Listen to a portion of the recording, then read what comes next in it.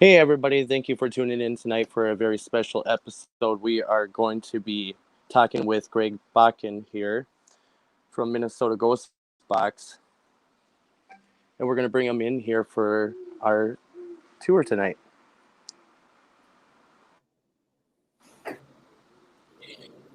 Hey David, how are you doing? Hey, good. By any chance, I did pronounce your last name correct, right? Yes, you did. Yeah, no, it's most people massacre it, so it's okay. But you said it correctly. All right, perfect. So, Greg, just a little bit of what is your background? Like, what do you exactly like do for like pretty much almost a living?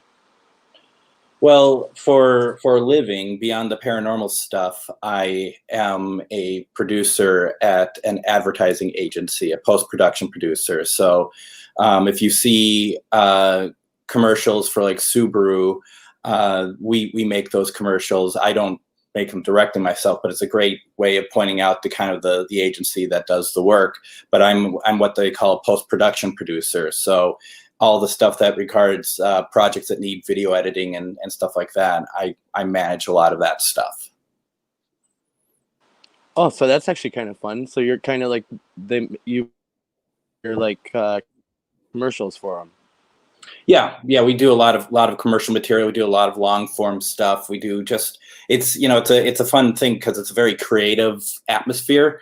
Even working from home due to COVID and everything, that it's a competitive but creative place to work, and it works out well because I'm known at that place as the paranormal guy, at work, because everyone knows what I do, and there's a lot of people who are always very interested in knowing, where did we go one weekend, or what are we doing, or all that stuff. So it's really fun, a fun place to work. It's not, it is work. I mean, I'm not going to say that it's like really fun and easy. I mean, it's a lot of work, but you're doing something creative, and I really appreciate that.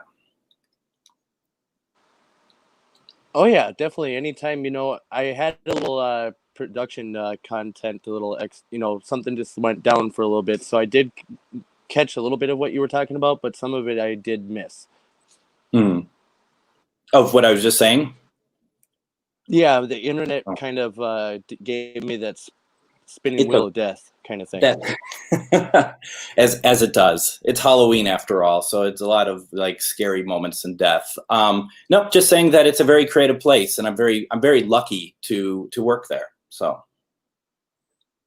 Oh yeah, definitely. It would be a good opportunity for people, to get into those kind of commercials, graphic editing, stuff like that. hmm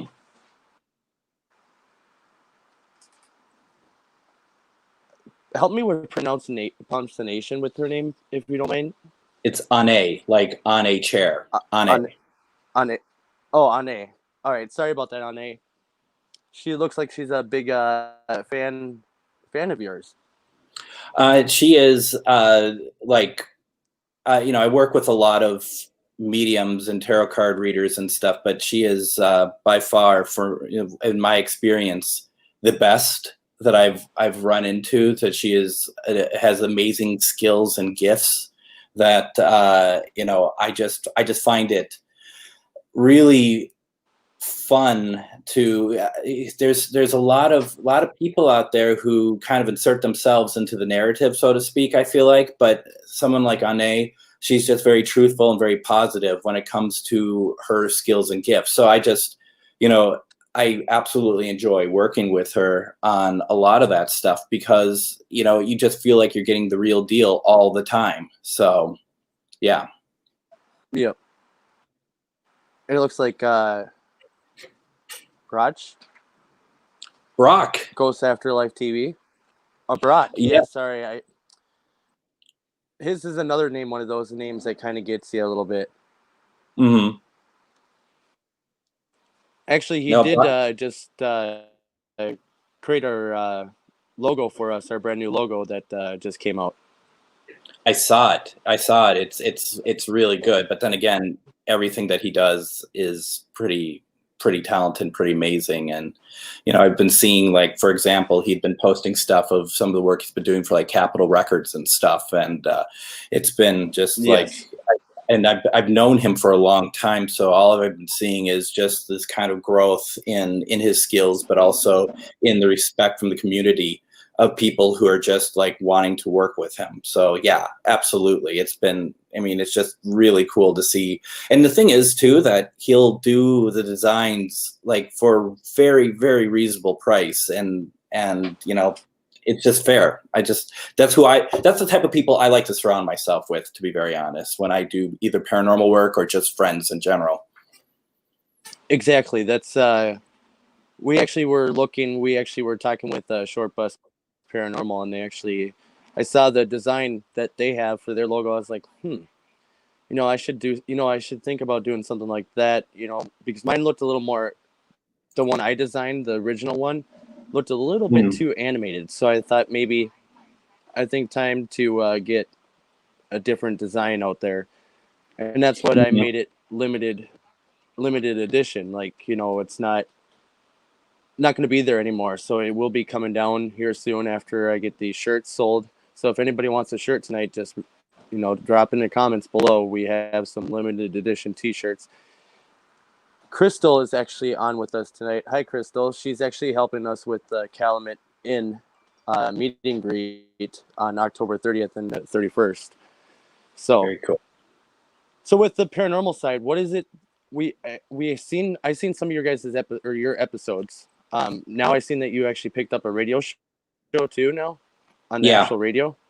Yeah, it's AM 950, a local station in Twin Cities. But I mean, obviously, there is no such thing as local anymore because it will go all around, through internet and whatnot. But it's really cool to be able to reach like a different audience and also hopefully retain other audience. It's just it's a paranormal show. We're talking about spirits. We're talking about tomorrow at 4 p.m. on AM 950. We're going to have Bishop James Long on. He's an exorcist. He's appeared on Ghost Adventures. He's appeared on Portals to Hell.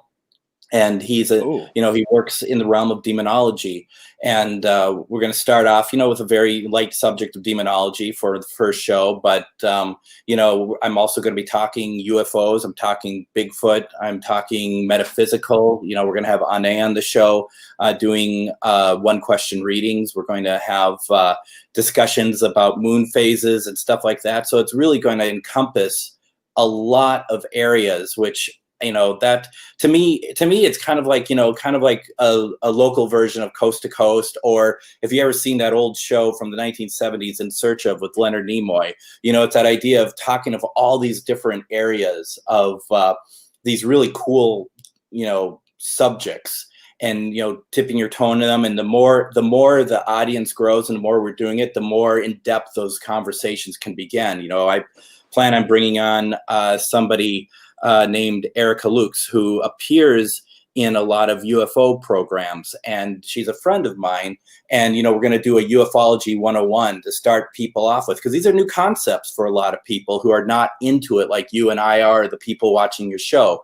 So you kind of have to start and kind of build it up, so then people are invested, keep coming back and watching and learning too. Yes, and that's kind of what my goal is. I want to get into an actual radio show where we can bring other people in and talk to them about just anything, not just about the paranormal. UFOs is another subject that I'm actually starting to get into. I was talking with Joel Sturgis, and it was actually very interesting when you see UFOs, because you're like, what is going on? What is that? And a lot of people don't, still know that it exists, but now it's coming out a lot more than it used to. Yes. It looks like Tracy. Yeah. Can't wait for the radio show. Well, thank you, Tracy. I used to do a radio show with Joel a couple years ago. We did it after hours. AM Deeper Cuts was the show that we did for a while. So yeah, I know Joel also. We actually just got done interviewing him. What was it, 2 weeks ago? Nice, very nice. Yeah. It was I think it was a couple of weeks ago. Don't quote me on the date, but it was very interesting. Mm-hmm. So back with Minnesota GhostBox, how did that all start about? Like, what made you inspired to come up with something like that? Well, it's actually pretty simple. It's the idea because ghost box is a spirit box, and so that was my inspiration. When you have a lot of people who talk about when they were young that they had paranormal experiences happen to them, and they kind of got them to the stage of doing paranormal team. That really wasn't my case. I had two distinct paranormal experiences when I was young, but that wasn't what got me into it. It was seeing the equipment and seeing, people using something like a spirit box, where it was like, is this something that could actually be an immediate communication with spirits? Not necessarily an EVP where you have to talk to the air and then listen to something back. Hearing something in real time just without a device is often pretty rare, not impossible, but rare. So it was, to me, once I started using Spirit Box, and the first time I used the Spirit Box was actually in the building of where my advertising agency is that I work in. It's a building that was built in 1916. I got a Spirit Box from, an extremely reputable paranormal facility called Amazon. Didn't even really think about anything other than just let's buy it.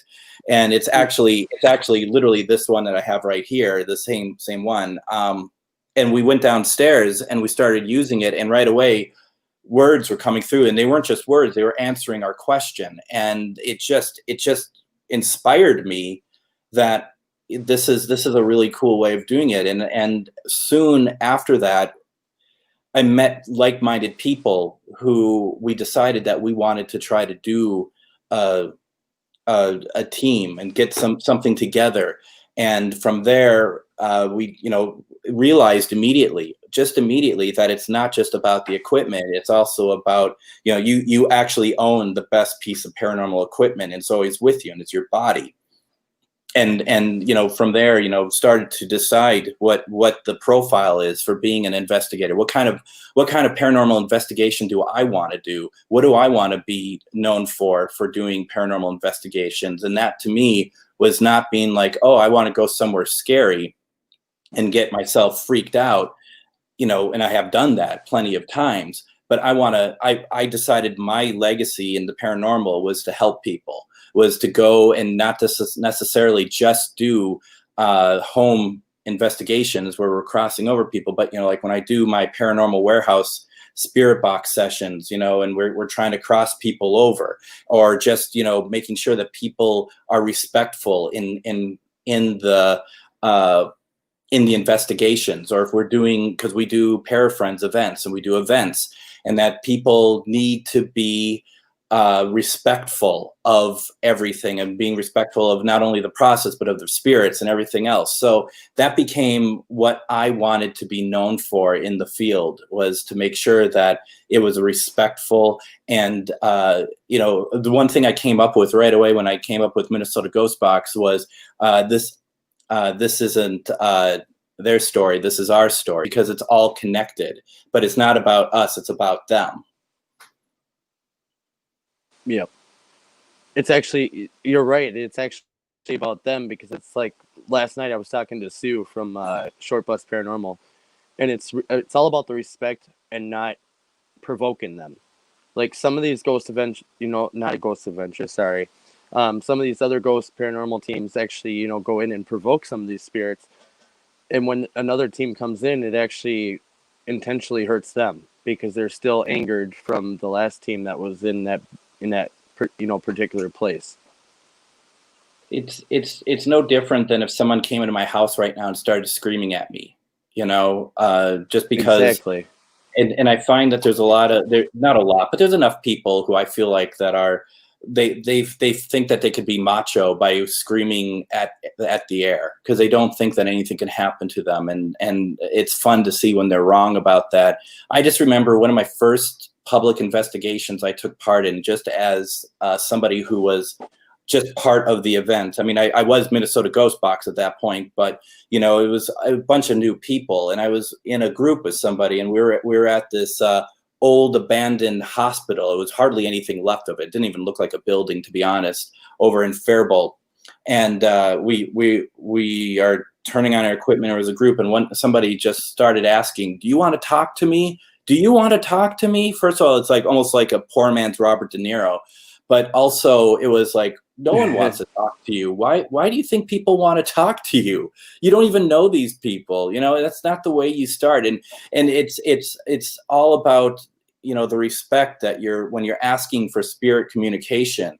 It's asking for the respect. And, you know, I'm sure you run into this too, that sometimes the equipment doesn't start working until for like 20, 30 minutes into the investigation, because they might just be leery of us. You know, they just might be like, I don't know if I want to engage, you know, and you know, if you come into a room and you're just like screaming and stuff, you know, they're just going to be like, screw you, buddy. You know, I'll go hide, and, you know, I can minimize myself and just be in a corner or something. You know, who knows what they can do. But you know, it's just, it's crazy how some people act, or like I said earlier, some people try to put themselves into the narrative, and I try to take myself out of the narrative. When I do my spirit box sessions, if I get somebody who I believe is a family member, I'm happy to hear from them, but that's my time.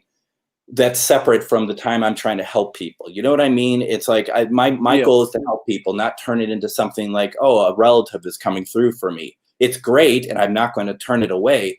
But to me, it's like that. This is more about helping the other people, helping the fans, helping them, you know, reach out to their loved ones. Maybe that, you know, not everybody has these, you know, this kind of equipment, and not everybody able to communicate with their loved ones. So maybe is that another good reason why they come and ask you for help? You know, that it's just, I think people wisely are hesitant to try to interact with spirits because they don't know what they're going to get. And I think, you know, you need to leave it to people who are, my K2's going off, actually. Same here. I have a camera backstage. Oh, I don't want to move it because I don't want it to stop, but it's now in yellow. It's going up to orange. It's going up to red. It's very possible. Let me ask a question. Can you light up if you know me, please? Are you happy that we are showing such respect, talking about just spirit communication?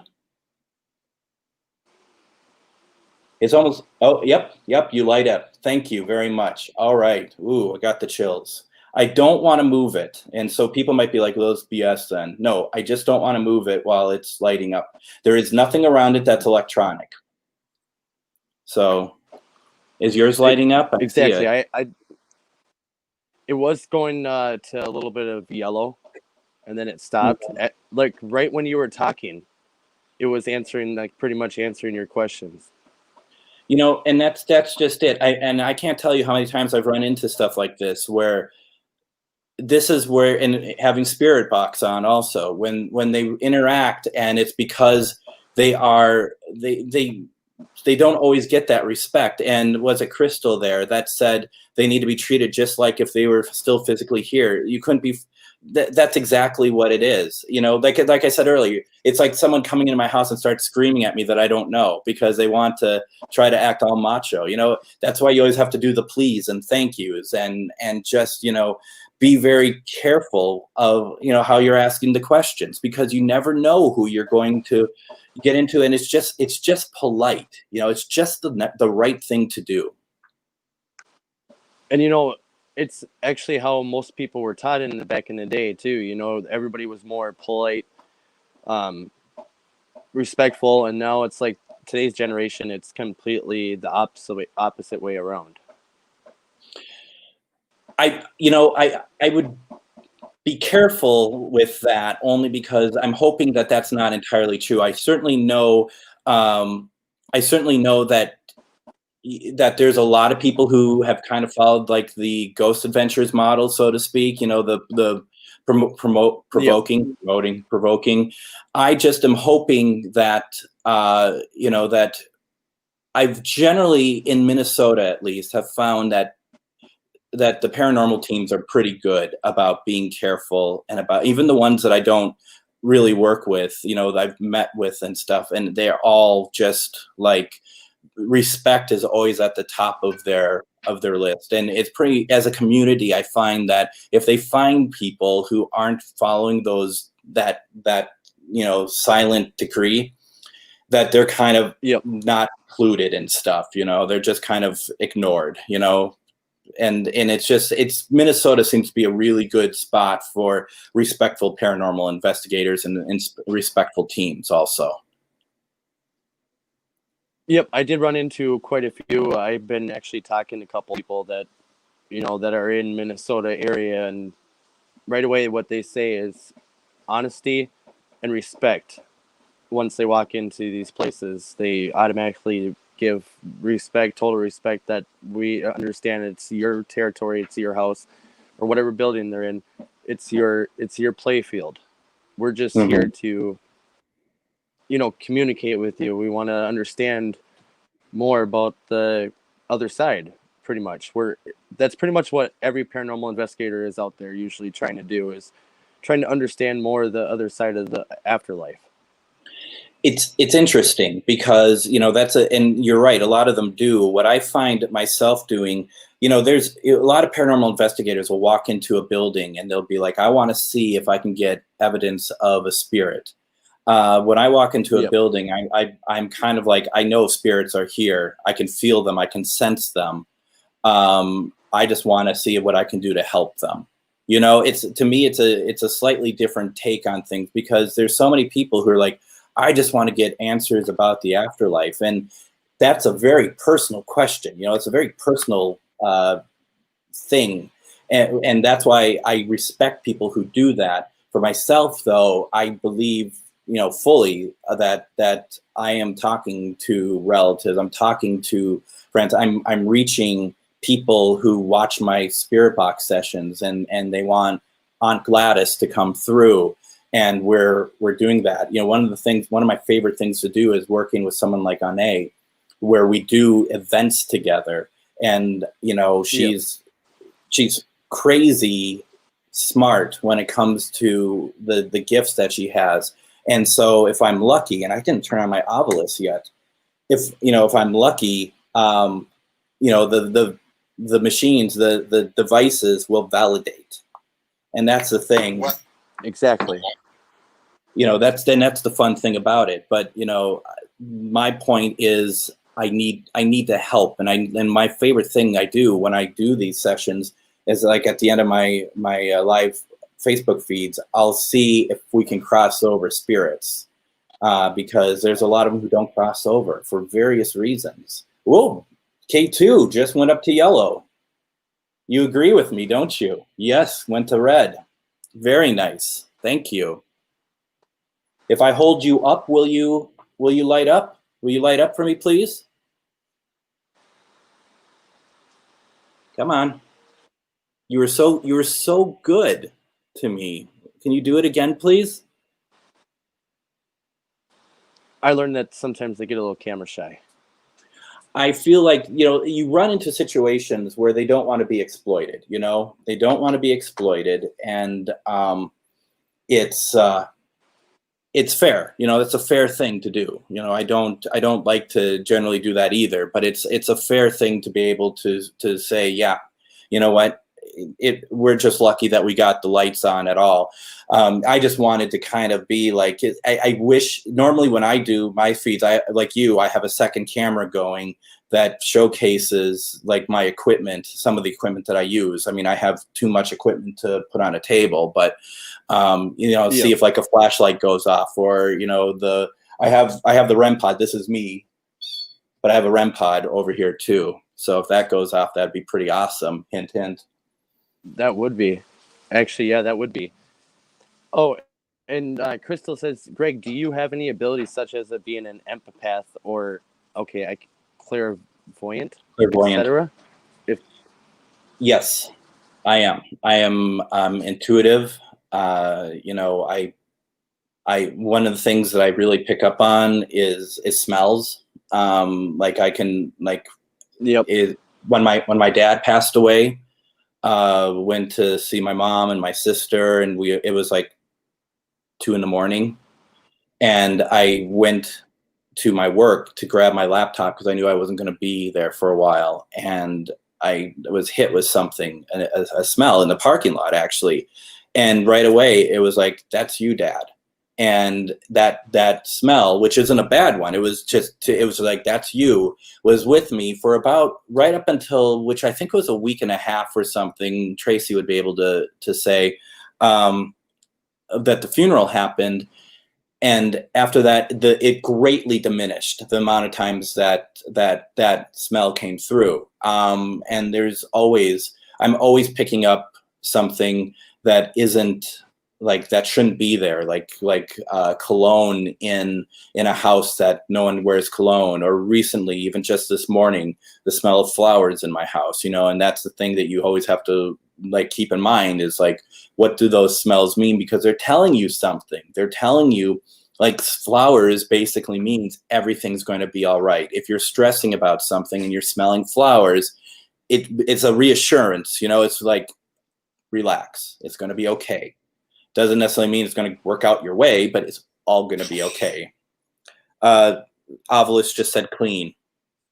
So, it's a real, and that's the thing that everyone will tell you, is pay attention to the small things, pay attention to the gifts that are being left for you, the feathers, the coins, the little things. I'm sure you get this. I know Anne gets it, and all mediums get it all the time, of how, I just want to know if my loved one is still around. And the answer is that, like, you're probably missing that they're talking to you all the time, literally all the time. They're leaving you something to know that you are loved, that they are thinking of you, that they're around you.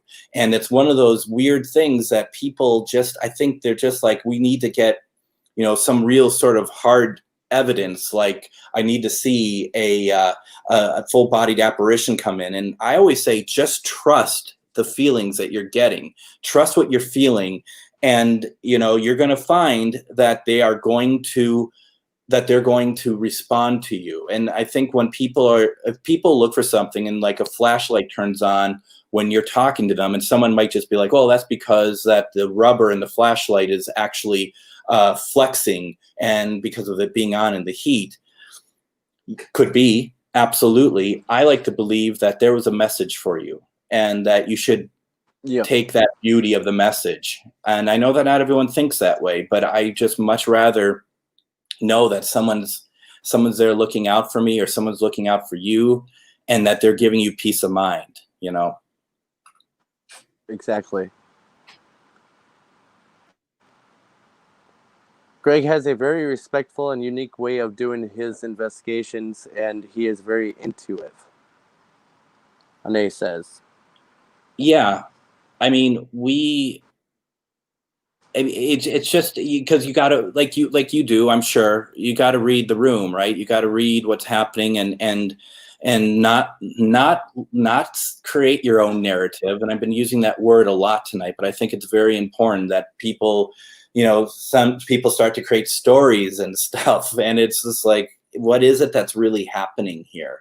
It has to kind of, the more complex it becomes, in my opinion, the more maybe you're kind of leaving reality. But, just the fact that you can, kind of pick up something, and you're just like, okay, I think what I'm seeing is an older man sitting right here that is,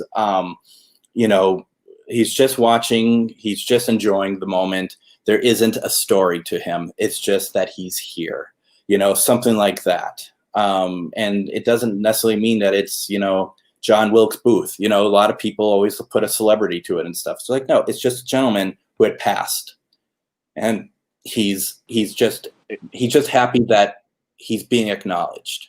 Sometimes that's how spirits wants, is that they want to be acknowledged because maybe they haven't crossed yet. So it's just a real. It can be anything. Whoop, we just went off. Cut, C-U-T. So. Like cut. Probably cut Right, it cut out is what right I'm down guessing. to the Stop point. talking. I think they're just saying to me, stop talking, cut it out. I don't know. Something. Ghost Afterlife TV says, Greg, can you tell when a voice comes through the box if it's good or bad or playing games? It's a really good question. I've been one of the places, and this is where the intuitiveness comes in. One of the people that I used to investigate with, Nicole Hoppola, we were in Kentucky. We had done Bobby Mackey's Music World. K2 just went off. Bobby Mackey's Music World, which is very well known, and we really got some interesting things there.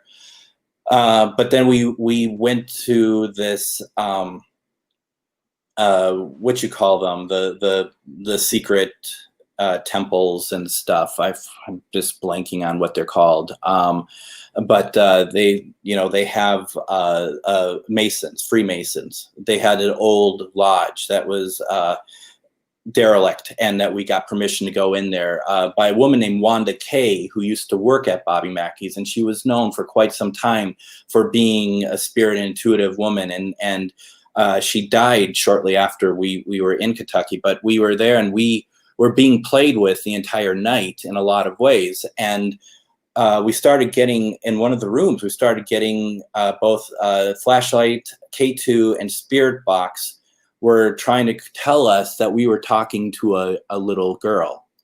And intuitively, it just didn't make sense. Intuitively, what was happening was like, you are not what you seem. You are probably an elemental. You're not human.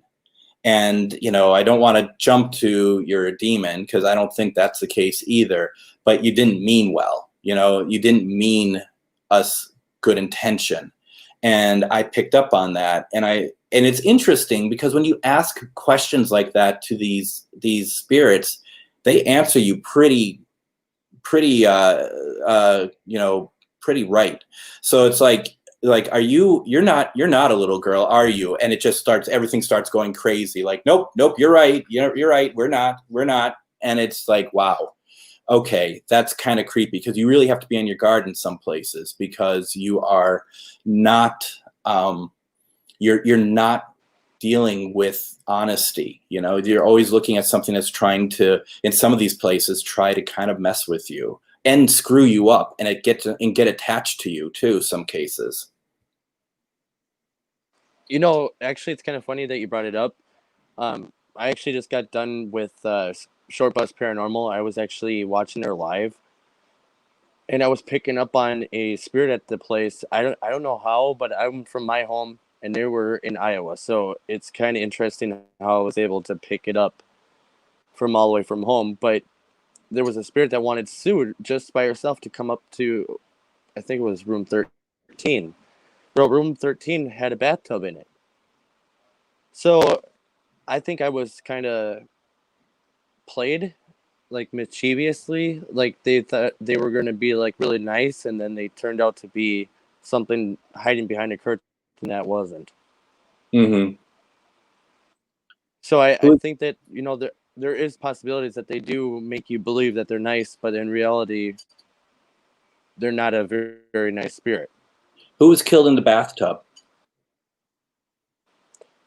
I don't think anybody was killed, but I was picking up on a sense of rape in the bathtub at the time when I was on the live with them, and they were they were in the middle of an investigation.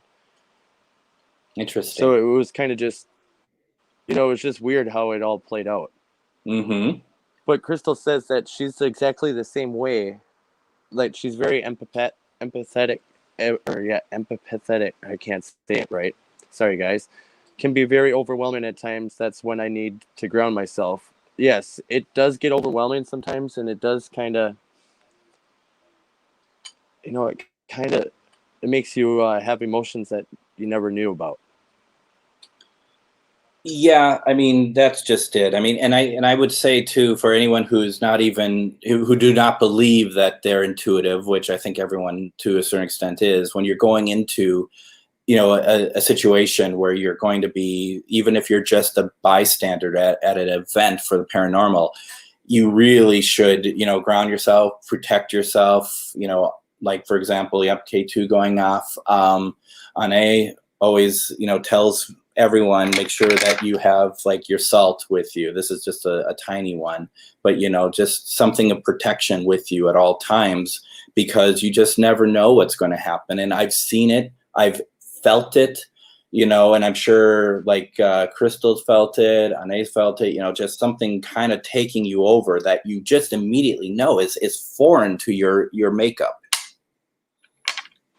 Exactly. Like I carry amethyst. Mm-hmm. It's good for psychic attacks, so you can't get possessed. Mm-hmm. I always carry that every time I go to an investigation. I always carry some kind of form of crystal or even Florida water. It's like holy water on steroids. There's a lot of different ways of spirit having like, oh, he knows what I'm talking about. So yeah, there's a lot of different ways of having your own spiritual weaponry when you're dealing with the unseen forces. Mm-hmm. Ghost Afterlife TV wants to know, Greg, what would you tell new people to the paranormal field who want to join a team possibly about using devices that are new to them? I think one of the first things that I would say is don't go overboard spending money on stuff that you may not like. And because I get a question quite a bit of what, I wanted to use Spirit Box. What should I use? And, you're going to talk to seasoned paranormal investigators who are going to tell you, one of the things that you want to use is like a hacked radio, which is what this is. And I have probably total about 35 Spirit Boxes of different ilks, a lot of the SB7s, a lot of hacks, a lot of customs that are made just for me. But so they go anywhere in price from $60 to like $750. And the thing is with that is, you're gonna get people who've been doing it for a while. It's like, oh, don't waste your money on this. This is garbage. You want to do, and they'll rattle off something that's really expensive and really hardcore. And my advice to them would be, don't spend a lot of money up front. See if you like the devices first, see if it works. See if a Spirit Box works for you. It may not work for you. It doesn't mean that you're not a good investigator. It just means that, there's certain things that work better for other people. And, if you want to start with a Spirit Box, start with a cheap one. If it's working for you, then move your way up to something a little bit more expensive. You'll know when it's time to do so. I mean, this, Ovilus, this is expensive. Getting the equipment, getting the cameras and everything, it's such a huge amount of money. I say start small. Don't feel like you need to be fully arsenal. Don't feel like that, that there's other paranormal teams around you, especially if you're in Minnesota. Don't try to keep up with the Joneses, so to speak. Just do it at your pace. And the more confident you get with the equipment and the evidence that you're picking up, then blow it out more. But there's not going to be anybody in the paranormal field, and if they are, you should stay away from them. But there's not going to be anyone in the paranormal field who's going to scoff at you because you just have a voice recorder, you have a K2 and a flashlight. Everyone's going to be like, how can we help you? Get some responses from that. Just start small and work your way forward. And in my humble opinion, and this is just my opinion, if you're starting off maybe you want to join a group, maybe you want to work with some people. If you find someone who says that they're a paranormal expert, I would run the opposite direction as fast as possible, because there should be no paranormal. I mean, the K2 is agreeing with me. They're like, you don't know what we're doing. Don't even pretend you know what we're doing. Because I'm sorry, I'm not dead. I can't be an expert in it because I'm not dead. I have a theory. I have theories about how people cross over, why they don't cross over, but there isn't a book that says, Greg is right, this is why it doesn't happen. That's the thing about it. You have to, I also get frustrated by people who are closed-minded, who are just like, I saw one place someone said, and orbs is always a hot topic, isn't it? But orbs, like someone once I saw posted somewhere saying it's a known fact that 2 orbs do not appear in one place at the same time. Who Oh said boy. that? Was that in the Bible or something? I mean, how do we know that something like that is real? I mean, it's not. There's nothing. And as we know, people have a lot of different opinions on orbs, and that's totally fine. But I always say, when you see some evidence that other people might scoff at, if you could try to debunk it, which is always a smart thing to do, but also you'll know in your heart whether or not that's real, and exactly the K2 in spirit is agreeing, and that's just it. They know, they probably run into a lot of us that are really want to help, and they run into a lot of people who are not as helpful, I suppose. That's actually really glad that you brought up about all the good equipment. Yes, just start small, because I seen some prices. I was trying to find a decent Ovilus, because I really want a word database bank. And I was talking to somebody about getting equipment and stuff, and they were like, how about a Ovilus? And I'm like, okay. So I went on to Amazon, $899, and then there was another one for $599. I'm like, oh boy. So yeah, it's some expensive equipment, but the place that we go through for our equipment, we are actually affiliated with them. We actually got this S box from ghoststop.com. Yeah. We're actually Ghost Stop. affiliated with. Yep, we're affiliated with Ghost Stop, so we go through them for a lot of our equipment and stuff like that. And it's actually surprisingly very cheap, very affordable. It's good. What I'd also recommend for people is, what is it that you could buy that you could buy that isn't through, and I'm not trying to take stuff away from Ghost Stop because they have a lot of stuff, but also stuff that you can get other places because there's multi-use to it. And one of the things I like to do is, like, for example, is like laser grids, because laser grids are not necessarily just a paranormal thing. They're used for a lot of different things. And you can go to like Amazon and get different types of laser grids. And Brock, was that for a Ovilus 3 by chance? Just curious, because I think that sounds like a pricing for an Ovilus 3, which I don't have one of those. I have a 4 and a 5. But that's the thing. It's like, I recommend to people, try to find ways to pay for paranormal equipment that's not necessarily paranormal equipment. It will actually, you can get it for a lot cheaper in a lot of places, because a laser grid through Amazon or Menards or something like that is going to be way cheaper, because it's not labeled as paranormal. It's labeled as deck the halls, because it might have a Christmas thing, but you can switch it so it actually just is a classic grid. Same with the HD mini cameras, like the little ones. You can get those like through Menards, super, super, super cheap. So yeah.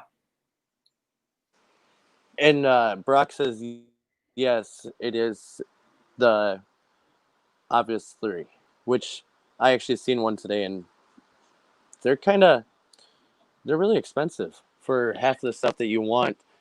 And I'm going to agree with you on like going to Menards for the cameras and stuff. Like if you want DVR cameras, good place to go. Yeah. Oh, I guess then the K2 even agrees with me. K2 knows a good price when they see it. Mine just went off too, actually, as it happens. That's funny.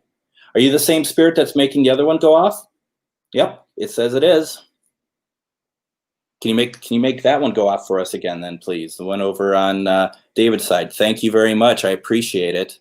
Yes, thank you. Wow, that was very intelligent. Yeah, because it's the same spirit. That Ghost Stop is a great place to research for newbies or buy from. Yeah, I totally agree with that, because you can see what's out there, and what people are doing. And then the thing when it comes to spirit box, there's a lot of people who are making their own now. That that's a lot more expensive, but honestly, if you're starting to get into like the real deal, you really want to open up the field a little bit for yourself, then you want to spend some of that money. So, there's some really good customs out there, like Jay Prather. He does a lot of amazing spirit box designs and work and stuff. So yeah, absolutely. Just like Cody ITC, I really like his box that he made. Mm-hmm. Like, I watch him all the time, and I really wanted to get him on our show to talk to him about, how I know he can't really talk about how he made it, but I want to know, like, how much did it cost to make something like that? I mean, ain't that like a portal box? Mm-hmm. Yeah, it is. And the portals are a little bit more expensive, and the whole point of the portals is that it's amplifying the frequencies, it's amplifying hopefully the responses, and they're nice to have. I actually have a portal a sense from a guy named Simon Cox out of the UK, and it's much smaller, but it's a very interesting way of getting spirit communication, and like everything, sometimes it works, sometimes it doesn't. It really depends on so many factors, but it's really fun to try it all out and stuff. And it gets, only thing it's tough is like bringing it to locations, because there's so much stuff now that it's like a little trailer that I bring that needs to take out all my stuff. But yeah, it's fun. I actually love using the S box or the SB7 or the SB11. Those are like amazing. So when somebody's using an SB11, you got it. Yes. So on an SB11 or an SB7 or the S box, you have all three, correct? I do. Okay. So I have a lot of people that come to me and asking me, how do you set them up? Exactly. Mm-hmm. Like, what do you want on the sweep rate? Do you want 1, 2, 3, or 4? Do you want FM, AM? I always had better luck with AM. AM is, yeah, well, and that's the thing, right? It's really, I think it really depends on you. I think it depends on what you feel, because I personally feel like that you create a kind of the equipment becomes an extension of yourself, in my opinion. Like when I get better I get better results when I'm holding on to the box, opposed to having it here and I'm like talking and I have it separate from me. I feel like same with pendulum. I believe that the pendulum works so much better when you're holding it. And when I do my spirit box sessions on my Facebook lives, people are like, well, why are you holding it? And it's like, because I think that the human connection is what really makes it work. Where you could be like, say no, please. Show me no. And it's now showing me no. Can you show me yes, please? And now it's going to show me yes. Thank you very much. I think that all that stuff is, a big connection to it all works. And so what I'm getting at is, I think there isn't no best way to do it. It depends on you. I personally have the SB7 set up. So if sweep rate of 100 is the fastest, then I have it set. No, I think it's 200. Hold on. I have mine set at 150. No, it's 100, and I have it set at 150. And I'd like to go FM or reverse sweep. And then if I'm not getting anything after a while, and I mean like after weeks, that you're just like feeling that it's not really working, then I'll switch to like AM or something like that. The S box, for example, is very similar to like a hacked radio, where you're getting a slower sweep rate and you're hearing more of the radio than you would with an SB7.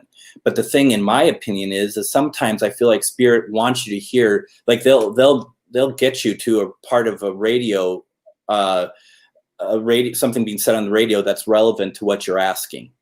That you'll pick it up and you'll be like, oh, wow, I asked the question, and is it coincidence that it said something that was relative to what I was asking, or is that spirit? And that's for you to decide. I know how I feel about it, but, so, this is it. I mean, you can make it faster, but I feel like this is as close as you get to a Hack Shack spirit box. Okay, so the S box is So you would recommend the SB7 or the SB11? I do, only because I've been using it for so long. And when I've been using the S box on like my lives, I get a lot of complaints from people because it's not as clear. And I saw Brock put a comment down saying that, you know, SB11 and SB7, I'm assuming he also means, it's very loud, and it is very loud. But I've trained myself that all the information I want to get floats above the white noise. You know, you have that white noise. It's just chopping and chopping and chopping. But I feel like when spirit really wants to talk to us, it's going over the white noise. That it makes it easier. Sometimes it's not as clear as we want it to be, but to me it feels like it's a little bit clear. It's easier for me to understand. But that's where you have to also do the recording. You can't. It's harder to just listen to it live. I mean, it's fine, but you're getting more stuff once you go back to the recordings and listening to them. Exactly. And, you know, that's what I was going to bring up is, I noticed with the S box that if they want you to know or want you to hear them, you'll hear it, because somebody told me, I wanted to hear what your opinion on it is. Somebody told me that the higher the rate is, the harder chance for radio interference, because no radio DJ host can speak that fast. Exactly. I was doing it at 100 up until about a week ago, and I dropped it down to 150 because I've had people during my live sessions asking me to do so. And so I did so just to see, and we were getting some good responses. But that is why I have it normally at 100, because it loses the chance of picking up your local DJ or something. And, you know, that's a dangerous thing anyway, in a sense, because, you know, like Eddie Van Halen died this week. And, you know, I had people ask, like, hey, can we get an Eddie Van Halen? Can we see if we can reach to Eddie Van Halen? It's like, no, I'm not going to do that, because in my mind, first of all, he just passed and he needs his time to, you know, adjust and transition to this new existence. But at the same time, Eddie Van Halen dying is huge news. So if I'm using any spirit box, but especially if I'm using my hack, and all of a sudden, you know, it's just going through radio frequencies, and all of a sudden it just says Eddie Van Halen because they're talking about it on the radio. It's like, no, this is not evidence. This is us picking up radio frequencies. You know, it was the same thing when Prince died here, especially here in Minnesota. You know, you couldn't sneeze without hitting a radio broadcaster talking about Prince. And, you know, I was doing an event over at in Northeast Minneapolis, over by the Mississippi River, and that's one thing is like, hey, can we get Prince? I'm like, no, we're not going to try to get Prince. That's not going to work. Exactly. You know, when somebody freshly passes away, we got to give them their space, their time to figure out, because right now they're just as confused as we are. Like, we can't believe that it just happened. You know, there's a lot of people out there. I actually was shocked myself when I heard it, and I brought it up to my in-laws, and they were like, wait, no way, you're joking. I'm like, no, it says it right here. I'm pretty sure Fox 9 ain't gonna lie to me. Yeah. Even though I guess I heard that they do post up some things that are not right, but I don't know. I'm not going to get into politics because that's not my game. I'm going to bring this up. There is a person that is saying, hello, guys. When you guys come in to our lives, please make sure you give permission to Facebook and StreamYard to access your Facebook account to be able to bring your name in and your picture into it, unless you want to be on YouTube and you can just comment right from our video from YouTube. So whoever it is, hello. Nice to see who you are.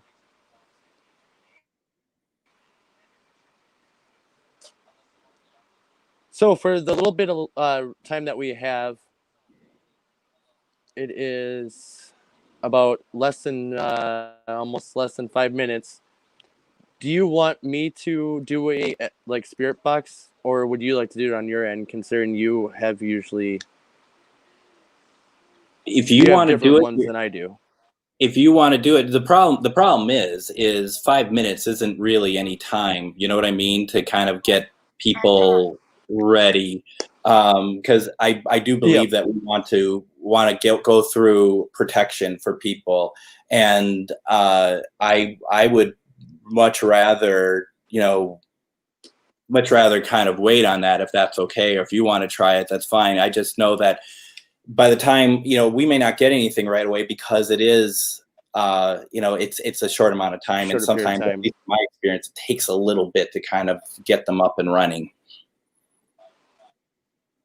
Yep, I actually was thinking that because I was looking at the time. I'm like, oh boy, I was supposed to do it I was supposed to do it at like 30-minute mark, but we got into so many conversations and so many questions. So, I mean, the last couple minutes, if anybody has any questions for Greg, please put them in the comments, and we'll see what we can ask him for.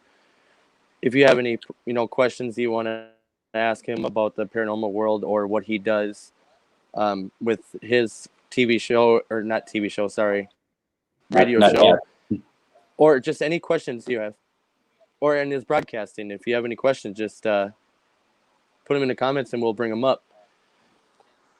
Brock says, Greg, what is your thoughts when an Avis starts talking gibberish, like the SB7 or 11?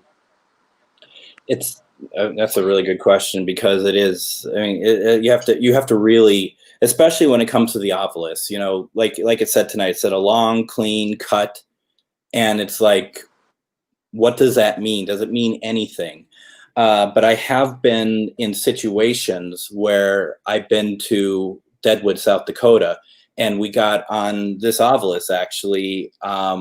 We ended up getting, what was it, 108 words in 58 minutes.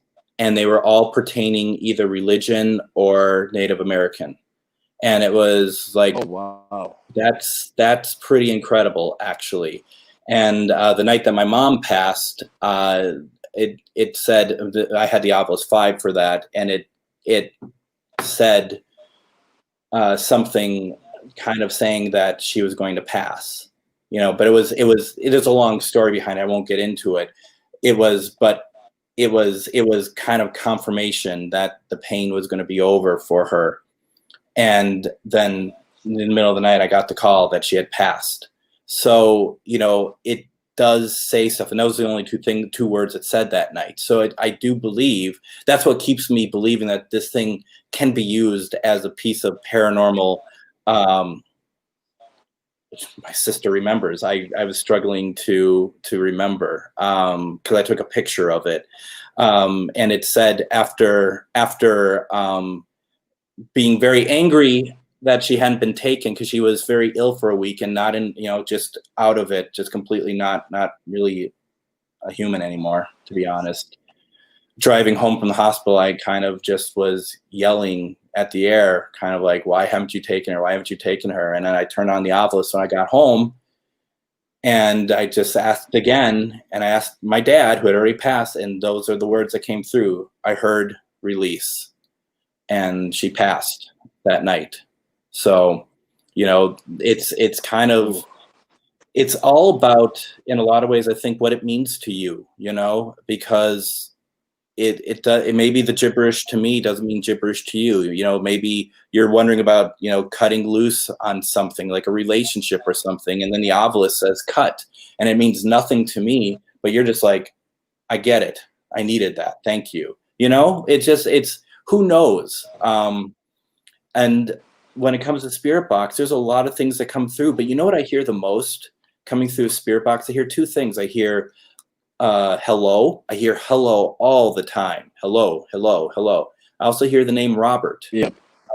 Every single time I hear Robert. And I have my friend Robert lives in the basement of my house, but Robert might also be a spirit guide, someone different. It's really interesting. I still haven't figured out my spirit guide, but I'm thinking it's my father, because he did come to me on his birthday. I did contact with him with the S-Box, and when you hear your loved one's voice after been, since 2013, it's that person. And like the K2, it's literally going off every time I talk about him, but it's amazing how some things can be heard and then you start breaking into tears. Like when I heard his voice, I instantly shut down into tears. I'm like, whoa, what just happened? Well, and David, what does your heart tell you when you're trying to figure out who your spirit guide is? I mean, you seem to have it. You seem to know it. You know. I think it is my father, because me and him were really close, like really close compared to any other person in my family. Yeah. We were like stuck with glue pretty much, and nothing was separatable, to separate us. But Yeah. it was very awesome to be in contact with your loved ones. So I mean, it was a really good time to experience that. And usually it's right on their birthday. I don't know why it's always a birthday, but or the time of their passing that you get in contact with them most likely. But it Yeah. always happens to seem like that. Yeah. So It's beautiful. but That's what I yeah, love about it. It's beautiful. it is. And it was an awesome time talking with you tonight. We did hit that hour mark. Yeah.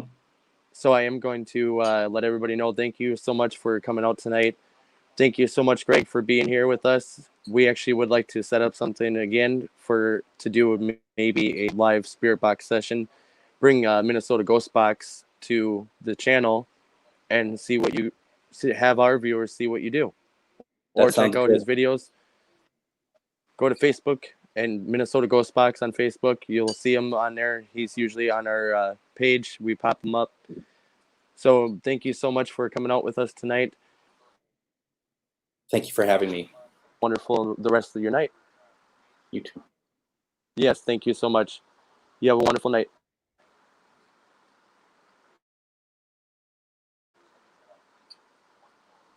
There you go.